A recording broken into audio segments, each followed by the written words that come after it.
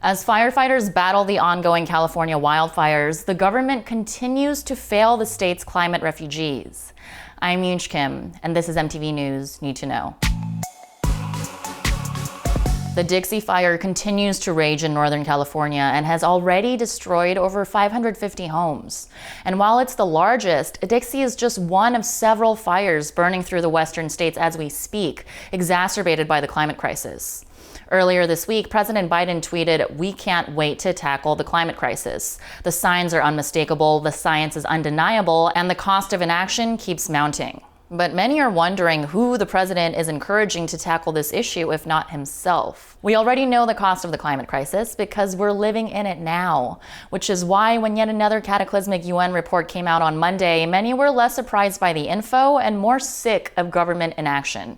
It confirmed that the Earth has warmed rapidly since the Industrial Revolution and will continue to do so unless humans cut greenhouse gas emissions completely. Climate activist Jamie Henn responded with a tweet, "Do we really need another report to tell us how f***ed we are? I kind of wish at this point the IPCC would just put out a single page that says, do something." This is especially concerning as California wildfires bring the issue of climate refugees to the forefront.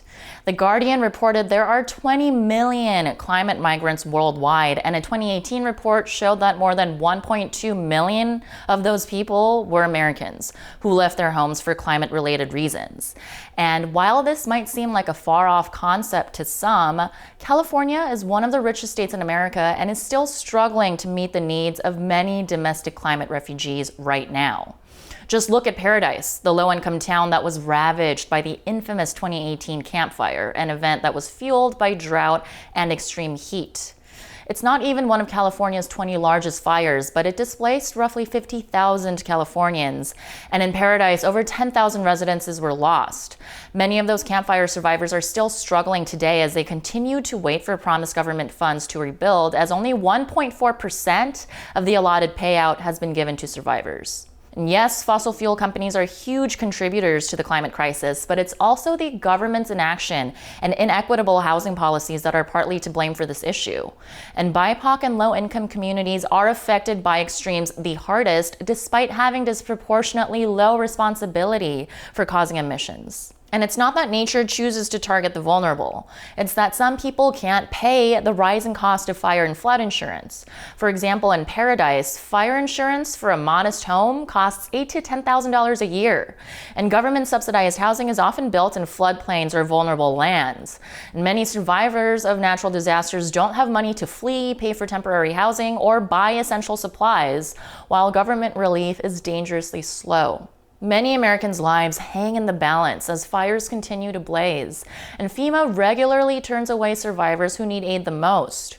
FEMA's own records show that low-income survivors of weather disasters are 23% less likely to get housing assistance than affluent survivors. And FEMA isn't the only government body dropping the ball. The Senate stripped the bipartisan infrastructure bill of some key climate justice elements. Notably omitted was Biden's proposed civilian climate corps, which would have created millions of clean energy American jobs.